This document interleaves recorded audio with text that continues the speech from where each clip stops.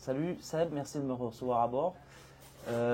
Déjà, je voudrais aborder ce retour à la base. Donc, tu nous as fait peur, où il y a eu quand même pas mal d'aventures. Est-ce que tu peux me faire une petite synthèse de toutes ces mésaventures? Oui, effectivement, c'était une 15e transat pour moi un peu épique. J'ai eu une commotion cérébrale, je me suis fait un scalp où j'ai dû me recoudre moi-même. Et à l'arrivée, on a découvert que j'avais également une fracture des cervicales. Donc, ce qui a provoqué une immobilisation pendant 3 mois de mon dos, mon cou, etc., avec le port d'un corset. Donc, ça a été probablement un des moments les plus difficiles pour moi que d'être bloqué après tout ce que j'avais vécu. Donc une convalescence de 3 mois et aujourd'hui je suis en pleine rééducation. Ça se passe plutôt bien, j'ai aucune douleur et je peux reprendre toutes les activités physiques que je souhaite, notamment la course à pied, le vélo, d'autres activités qui me passionnent aussi en complément de la course au large. Donc maintenant voilà, je suis très heureux que cet épisode soit derrière moi et surtout on en a beaucoup discuté avec mon équipe, avec ma famille et mes partenaires, le groupe du Breuil, de mettre en place des choses pour éviter que ça se reproduise, disons minimiser le risque. Voilà, il y a des choses qui sont inévitables par moment, hein, c'est de l'ordre de l'accident, mais voilà, faire en sorte qu'on tire les bonnes leçons de ce qui s'est passé.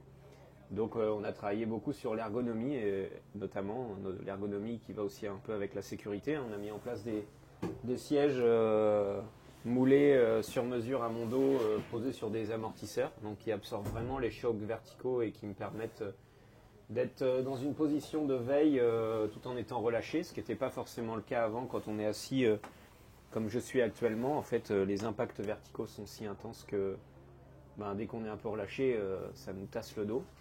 Ça peut faire très mal.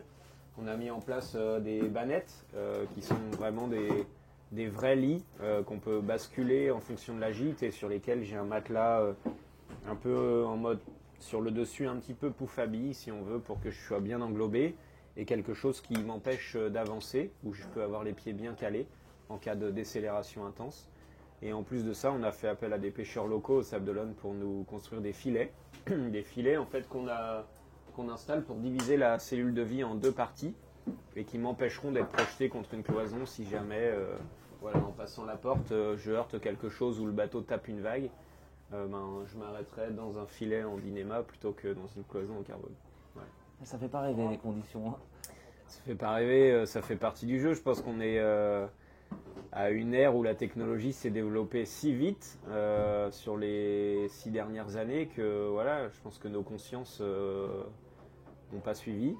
Donc maintenant, il est temps de prendre conscience de la façon dont on peut naviguer, c'est-à-dire en se protégeant, hein, soit avec des éléments ergonomiques, soit avec le port d'un casque, etc. Que tu mets à partir de combien de nœuds de vent maintenant? Tu le mets tout le temps, C'est ton plutôt à casque? une certaine vitesse, à partir de 20 nœuds de vitesse, je le mets et je me surprends même à le porter plus souvent que ce que j'imaginais. Parce que évidemment, j'ai pas envie que ça se reproduise. Et puis, voilà, on a des bateaux extraordinaires qui ne cessent de progresser, d'aller toujours plus vite. Et la limite humaine est repoussée aussi d'édition en édition. C'est sûr que, moi depuis que je suis petit, j'entends dire au départ du Vendée Globe, les machines sont trop puissantes, l'humain ne peut pas contrôler tout ça, il ne peut pas mener sa machine à 100%.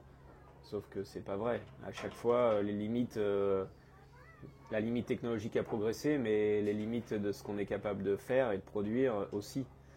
Donc voilà pourquoi aujourd'hui on en est là sur des bateaux qui vont au-delà des vitesses de 30 nœuds et c'est fabuleux. Moi j'ai beaucoup de chance de faire partie de ce moment de l'histoire de la course au large et j'espère que ça va continuer. Ce qu'il faut juste aujourd'hui, c'est s'adapter et prendre conscience des enjeux et des risques que l'on aborde et qui ne sont pas juste ceux de tomber à l'eau ou autre. Ça peut aujourd'hui aller à des blessures ou des accidents un peu plus graves. Mais voilà, aujourd'hui, j'en veux pas à la situation, j'en veux à personne, j'en tire les conséquences. Je fais en sorte que ça ne se reproduise plus. Et puis, surtout, j'ai qu'une envie, c'est de repartir sur l'eau, prendre du plaisir et continuer de vivre de ma passion. Voilà. Du coup, ça en vient à ma deuxième question. Donc, cette transat CIC, tu y vas un peu avec la main sur le frein à main ou comment tu l'abordes psychologiquement et physiquement? C'est ma première transat dans ce sens-là et aussi nord, avec des vents contraires. Hein. C'est pas des transats faites pour nos bateaux. L'IMOCA Groupe du Breuil est quand même un bateau typé plus transat, portant, retching, etc. Pas forcément du low voyage, remonté contre le vent. C'est pas forcément pour ça que nos bateaux sont dessinés. Mais en attendant, voilà, j'y vais quand même avec envie. L'objectif, il a été fixé avec mon partenaire, le Groupe du Breuil, qui est celui d'aller au bout de la course des 2 prochaines transats, notamment celle du Transat CIC et la New York Vendée. Ce sera un super entraînement pour le Vendée Globe et ça permettra aussi de confirmer tout le travail qui a été produit par moi et mon équipe pendant ces 3 mois où on a énormément travaillé. On a repeint le bateau, mais on a aussi travaillé sur beaucoup d'éléments du bateau, l'électronique, l'ergonomie. Et donc c'est je pense, une merveilleuse occasion que de voir si tout ça fonctionne correctement en vue d'un tour du monde. Et ton Vendée Globe, qu'est-ce que tu ambitionnes de le finir, j'imagine? Et si possible, un beau classement? C'est une question un peu bateau, tu me diras. Mais... Je pense que c'est un peu tôt pour parler d'objectifs sportifs. Aujourd'hui, on se focalise un peu plus sur la performance en tant que telle, c'est-à-dire mener à bien ce projet. On n'a pas forcément aujourd'hui d'objectif de résultat.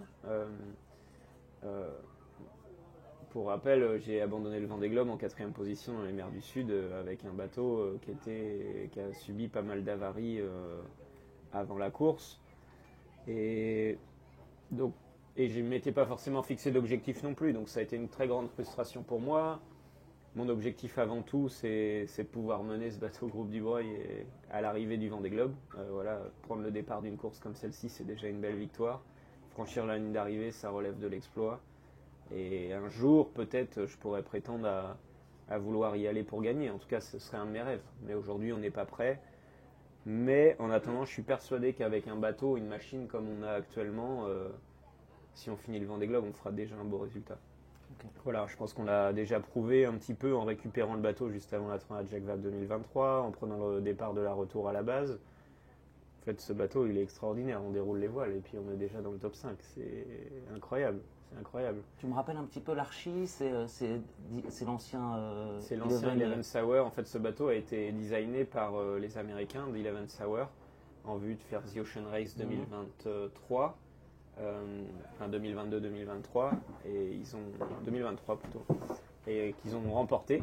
Donc c'est un bateau qui a déjà fait ses preuves, qui est ultra performant et dont on a pu bénéficier de beaucoup d'évolution et de fiabilisation. Donc c'est une aubaine pour nous. Voilà, c'est un bateau fantastique. Nous, aujourd'hui, on continue d'essayer de le développer et de le faire progresser. Et puis surtout, on essaie de l'adapter un petit peu à la course au large en solitaire. Voilà, il y a surtout, ce qui change beaucoup, c'est l'ergonomie, parce qu'on passe plus de temps en mer que sur The Ocean Race.